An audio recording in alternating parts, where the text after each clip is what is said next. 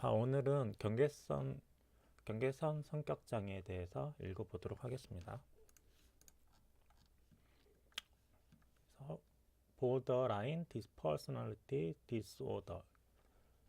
경계선 성격 장애는 성격 장애의 일종이다. 정서, 행동, 대인관계 등에서 극히 변덕스럽고 예측이 불가능하다. 기본적으로 허무감과 극단적인 감정 사이를 오가며 자신의 행동에 대한 자제력이 없고 자기 파괴적이며 타인을 쉽게 믿다가 쉽게 상처받기를 반복한다. 전체적으로 매우 불안정해 사치, 폭식, 반복적인 자살 시도 등의 특징이 있으며 이런 짓을 하다가도 가라앉았다 싶으면 자기가 언제 그랬냐 듯이 아주 초연한 모습을 보인다. 경계성 성격 장애, 경계선 인격 장애, 경계성 인격 장애, 인격 장애 등 다양한 이름으로 불린다. 증상: 서적 잡았다 내가 술래야와 실제 경계선 성격 장애를 겪는 사람들의 입장에서 서술하자면 다음과 같다. 타인을 잘 믿지 못한다.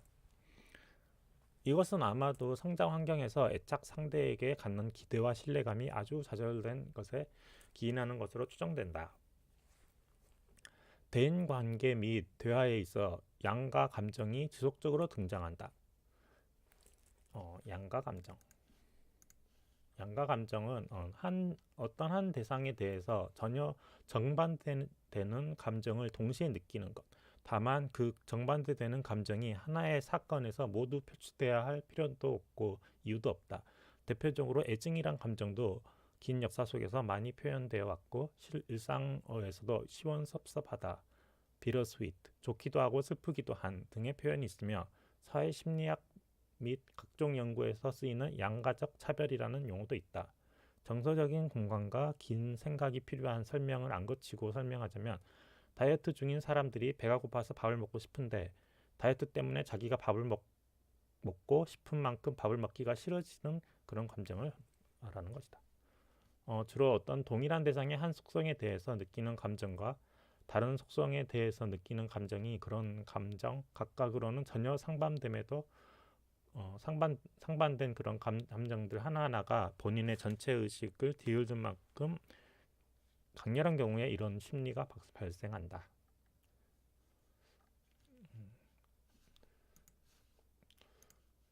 그런 감정이 지속적으로 등장한다. 이런 면모 때문에 자주 양극성 장애와 혼동된다.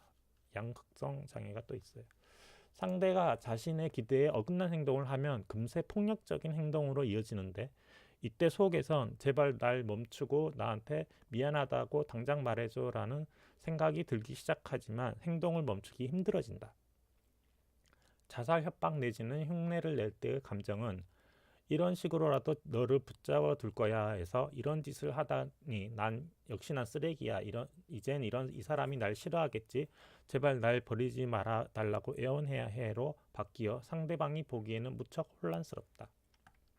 위험성. 성격 장애 유형 중 가장 위험하다고 한다. 쉬운 말로 성격 장애계의 종착역이자 완전체. 정신과 의사들이 가장 까다로워하는 성격 장애 중 하나다. 다른 성격 장애로 시작했다가 증세가 점점 심해지면서 숨겨져 있던 경계선 성격 장애를 함께 드러내는 경우가 꽤 흔하다. 한편 양극성 장애 혹은 자기애성 성격 장애나 회피성 성격 장애, 분열형 성격 장애 등 각종의 다른 정신병들로 오진되는 혹은 저들 정신병 중 하나 이상과 같이 발현되는 일도 많다. 그런데 앞에서 열거한 정신병들은 얼핏 봐서는 서로 관계가 없어 보이는데도 단적인 예로 자기애성 성격장애와 회피성 성격장애의 관련성은 여러분들은 쉽게 찾을 수 있을까? 이런 각양각색의 정신병들로 경계성 성격장애가 오진될 수 있다는 것은 그만큼 경계성 성격장애가 스펙트럼이 넓고 깊다는 것을 의미한다. 실제로 연구자에 따라서는 경계성 성격장애를 충동형, 분개형, 자벌형, 위축형의 4유형으로 분류하기도 하는데 임상심리학적 지식이 없는 사람이 위 4개 유형의 설명을 읽어보면 같은 정신병의 하위 유형이라는 것을 눈치채지 못할 수 있을 정도다. 꽤나 위험한 성격 장애인데다가 이 성격 장애가 다른 정신질환의 원인이 되기 때문에 경계성 성격 장애의 진단은 다른 대부분의 정신병의 진단에 우선하며 특히 성격 장애의 경우엔 경계성 성격 장애가 진단되는 경우 다른 모든 성격 장애보다 먼저 치료해야 한다고 주장하는 문헌까지 있다. 그러니까 다른 성격 장애 중에 최고라서 먼저 치료해야 한다. 비록 경계성 성격장애 환자들은 자신은 세상의 피해를 받는 입장이라고 생각하며 마음속 깊은 곳을 들여다보면 매우 여린 마음씨를 가지고 있긴 하나 그 여린 마음씨를 감추기 위해 자신과 타인 모두에게 극도의 폭력성을 보이므로 위험한 병이라 할 수 있다. 흔히 페르소나라고 불리우는 사회적 가면은 사회인이라면 누구나 갖고 있지만 클러스터 B에 속한 다른 인격장애, 연극성 등등을 포함해 특히 경계성 인격장애는 사회적 가면이 발달했기 때문에 대부분의 주변인뿐만 아니라 특히 연인까지도 이들의 사회적 가면에 속아서 나중에서야 자신이 반쪽짜리 진실만 알고 있었다는 것을 깨닫기도 한다. 오죽하면 잡았다 네가 술래야 라는 경계성 인격장애인과 그들의 가족, 연인들이 직접 쓴 사례를 모아서 낸 책에서도 이들이 불쌍하면 전문가의 도움을 받게 하라는 식으로 결론을 냈다.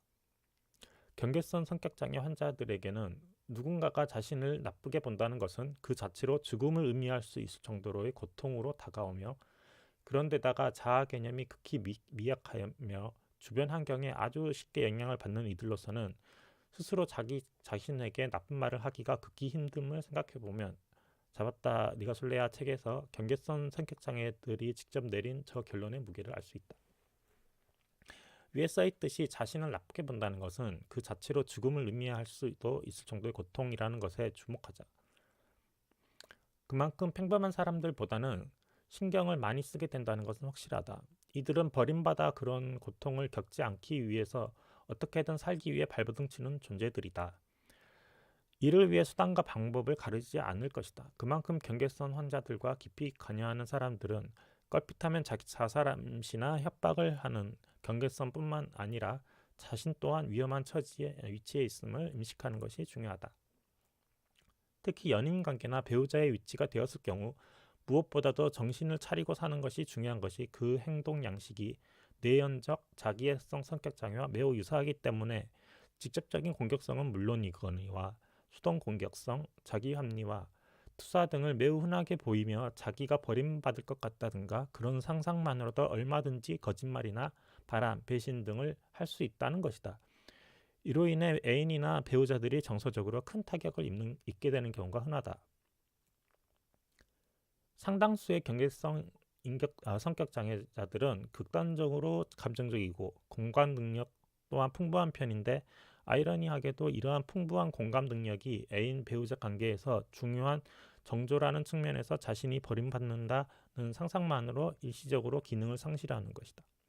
실제로 최근에 기능적 뇌자기 공명 영상에 따르면 경계성 성격장애 환자의 경우 공감 능력을 관장하는 뇌 영역이 정상인보다 약화돼 있다. 인지도식. 당신이 뉴욕 타임스퀘어 광장 한가운데 길을 잃고 혼자 서 있는 7살 아이라고 상상해보자. 조금 전까지만 해도 당신은 엄마 손을 잡고 있었는데 어느 순간 엄마는 군중 속으로 사라져 버렸다.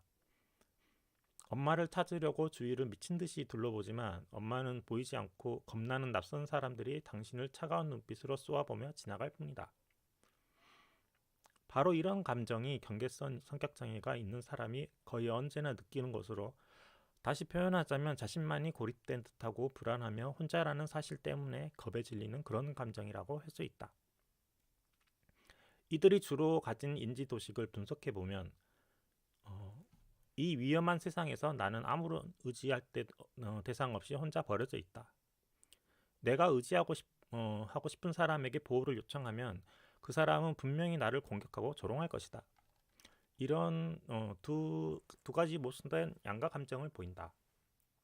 다시 말해 타인을 보호자인 동시에 적으로 인식하는 것으로 보호받고 싶은 욕구와 상처받고 싶지 않은 심리의 동시 발현이다. 보호받고 싶어 하면서도 상처가 두려워 의지하지 못한다는 점 때문에 안타깝게도 도와주려는 사람들이 있지만 그러한 접근조차 이들에게는 위협이 될 가능성이 있음을 주의해야 한다. 어설프게 동정심으로 다가갔다가 오히려 상처만 주고 증상을 악화시킨다. 그 외에 너는 나에게 당연히 잘 해줘야 한다는 인지도식도 있다. 세상 만사에 의미를 두는 것은 내게는 아무런 의미가 없다. 분노, 나는 내가 당연히 누려야 할 권리를 빼앗겨 있다. 이때 잘해준다고 하는 것에 기준도 일관성도 없다는 것이 문제다. 호의를 베풀면 자신을 무시하거나 동정한다고 생각하고 내버려두면 역시 무시한다고 생각한다. 따라서 경계성 성격장애 환자의 욕구를 만족시켜주는 것은 사실상 불가능하다. 또한 쉽게 화를 내기도 한다. 그래서 일부 교사들은 이런 학생들을 분노조절 장애라고 하면서 강제로 상담을 시키는 경우도 있다. 하지만 위에서 나왔듯이 의미 없다. 차라리 약물 치료가 동반되는 정신과 진료 의뢰를 보내는 것이 맞을 것이다.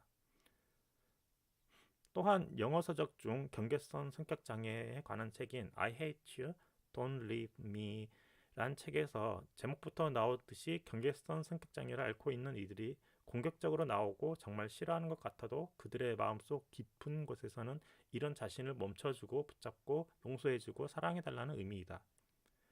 따라서 경계성 성격 장애를 앓고 있는 사람들이 다른 사람들을 좋아하다 싫어하면서 공격적으로 행동할 때 진심으로 끝까지 내쳐버리면 경계성 성격 장애를 앓고 있는 이들은 자신의 목숨을 내버릴지도 모른다. 증세, 경계성, 보더라인이라는 말처럼 이들의 성격은 극히 변덕스럽고 매우 극단적이다. 하지만 이것이 단순히 성격에 국한되는 것이 아니라 이러한 것이 행동과 인간관계에서도 나타나게 된다. 이런 행동의 원인에 대한 유력한 가설은 부모나 교사 등 어린 시절 가족 등 보호자의 위치에서 자기에게 중요한 의미였던 사람에게 학대와 보호가 반복되는 불안정한 패턴의 행동으로 대해졌던 것을 내면화시킨 결과라는 것이다. 간단하게 말하자면 애정 결핍의 궁극적인 형태라 할 수 있다. 사례 1. A씨는 대학교 3학년 때 성적 스트레스와 남자친구와의 이별로 인해 우울 증세를 보였고 입원하기 며칠 전에 자살 시도를 해서 정신과에 입원되었다. 여자 동료든 남자친구든 간에 극적으로 사귄다. 한두 번 만나서 죽이 맞으면 떨어질 줄 모르고 며칠이고 계속 만나 급격히 가까워지다가 하루아침 관계를 끊어버리곤 하였다. 그때마다 기분이 천장과 바닥을 오간다. 입원해서도 몇몇 대학생 환자들과 늘 붙어 다닐 정도로 친밀하다가 3, 4일도 안 되어 냉담하게 혼자 지냈다. 상담을 하면서도 처음에는 전혀 상담자를 신뢰하지 못하다가 믿기 시작하면 팥으로 매주 쓴다고 해도 믿을 정도였다. 어떤 때에는 상담자를 최고의 권위자로 인정하였다가 또 다른 시기에는 형편없는 돌팔이로 몰아붙이기도 하였다. 생활 양식도 극적으로 변한다. 자기 방을 한 달 가까이 치우지 않아서 귀신이라도 나올 듯이 흐트러뜨리기도 하고 반대로 한 번 정리할 때는 정리하는데 며칠씩 시간을 보내기도 하였다. 몇 주씩 무기력하게 지내다가 강박적이고 완벽주의적인 활동을 하기도 하였다. 사례 2. B씨는 25살 여성으로 자신의 손목을 자해하는 문제로 입원 중이다. 중2 때 잘 아는 사람에게 성폭행을 당했고 학교에 가기 싫어 힘들어했고 친구들로부터 놀림과 따돌림을 심하게 당해 외국으로 유학을 떠났지만 적응하지 못해 6개월 만에 다시 귀국하였다. 부모님은 이혼하였고 만성적인 우울증과 자살 시도로 5차례 정신과 입원 경력이 있으며 사귀어본 남자친구는 여러 명이지만 상대와 헤어지는 것이 두려워 두 사람을 동시에 만나고 있다고 한다. 헤어지는 게 두려워서 두 사람을 동시에 만났다고? 어린 시절 아버지는 거의 매일 술을 마셨고 집에 와서 어머니와 오빠를 폭행하는 일이 잦았으며 오빠는 여동생인 B씨를 자주 때렸다고 한다. 이번 전에는 3개월 전에 만난 남자친구와 다투다가 남자친구가 화를 내고 떠난 후에 술을 마시고 자신도 정확히 기억하지 못하는 상황에 손목에 자해를 했다고 한다. 실제로 이들의 행동 패턴을 보면 누군가에게 호감을 느끼기 시작하면 아주 극단적으로 들이대거나 감정을 쏟아붓고, 그것이 거절당한다고 느끼면 극히 공격적으로 행동하기 시작한다. 누군가에게 갑작스럽고 끝없는 애정을 퍼붓다가 상대방이 당황해서 거리를 두기 시작하면 날 버리면 죽어버리겠다나 널 가만두지 않겠다며 위협하는 것이 아주 대표적인 유형이다. 너 날 사랑해? 아니라고? 그럼 넌 날 미워하구나. 내지는 상대가 자신의 한 가지 모습만을 보고 칭찬하거나 기본적인 예의로 대함에도 불구하고 상대가 자신에게 완전히 푹 빠졌다고 오해하기도 한다. 극단적인 이분법적 사고 유형도 흔히 볼 수 있다. 그리고 환자 본인들도 다른 사람들에 대한 이미지를 이런 식으로 구축한다. 사실 일반인들 사이에서 경계성 성격장애 하면 대표적으로 잡혀있는 스테레오타입이 이쪽이라고 할 수 있다. 까지만 읽어야겠다. 환자의 증언에 따르면 이들은 자기가 타인을 좋아해주는 만큼 그 사람이 자신을 좋아해주지 않을 수 있다는 사실을 생각하는 것만으로 문자 그대로 사지가 찢어지고 가슴이 후벼 파이는 느낌을 받는다고 한다. 즉 헤어짐의 징조로 해석할 수 있는 일을 무엇이든 하는 순간 이들의 고통은 시작된다. 무엇이든이라는 단어를 사용한 이유는 관계의 상실이라는 결과를 가져올 수 있는 행동에 고통을 느끼는 경계성 성격장애 환자들에게 있어서 그 환자 행동들이 인간관계에 있어서 거의 모든 행동이라고 해도 과언이 아니기 때문이다. 일반적인 범죄, 말을 왜 이렇게 어렵게 적었냐? 일반적인 범주를 넘어 극단적인 확대 해석을 통해 그들은 고통받을 수 있다. 이 표현이 과장이라고 생각할지도 모르지만 사실이다.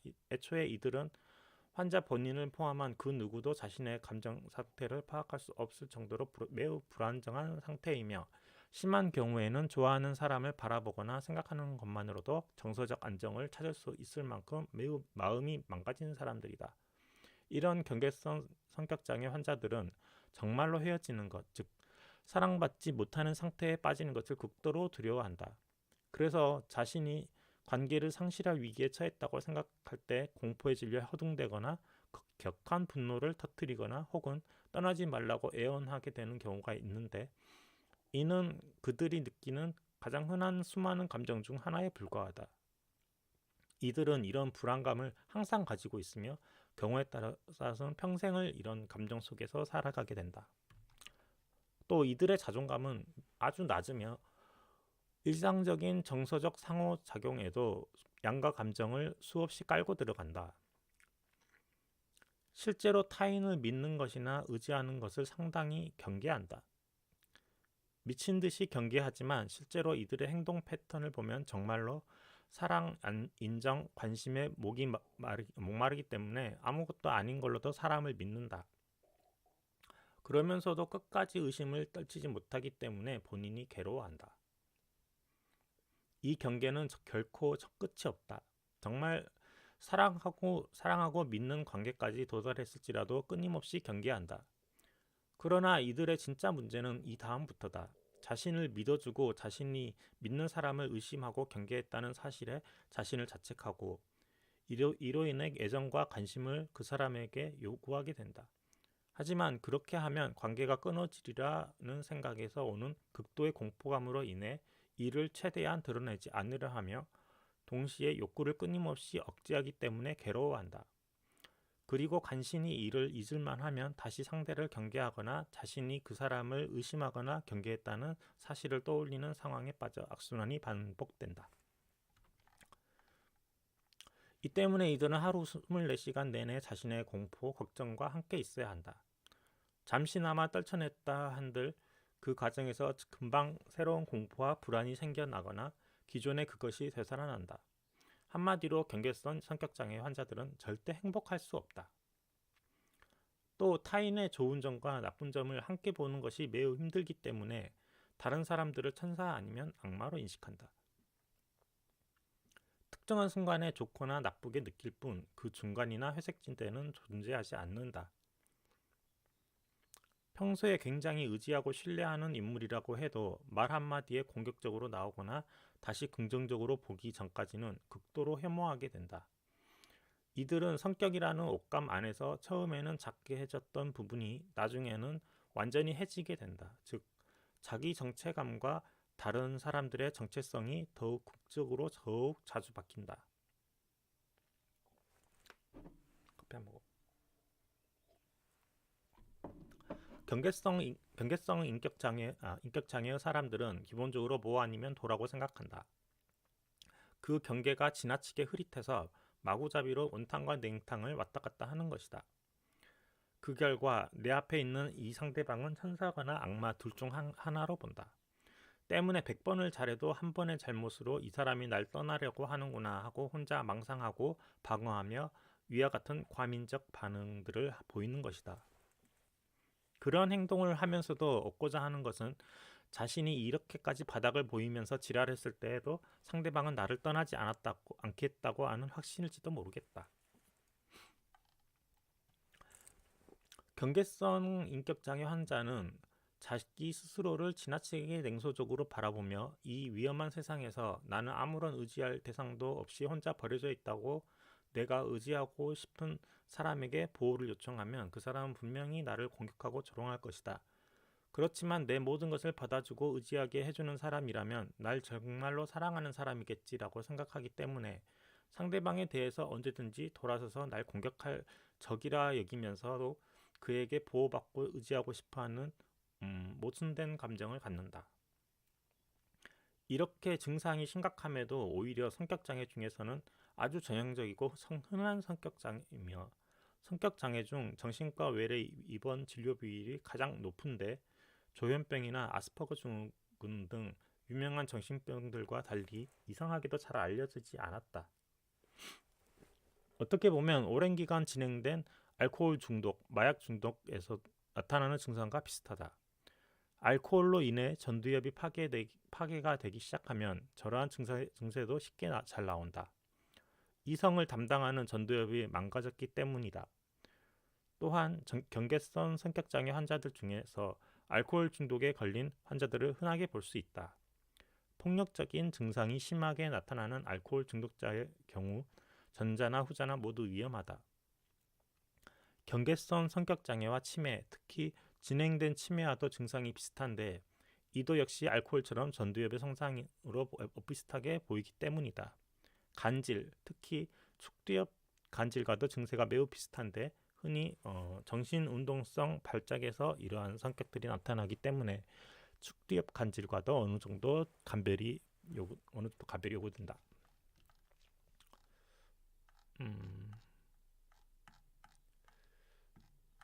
뒷부분은 내일 읽도록 하겠습니다.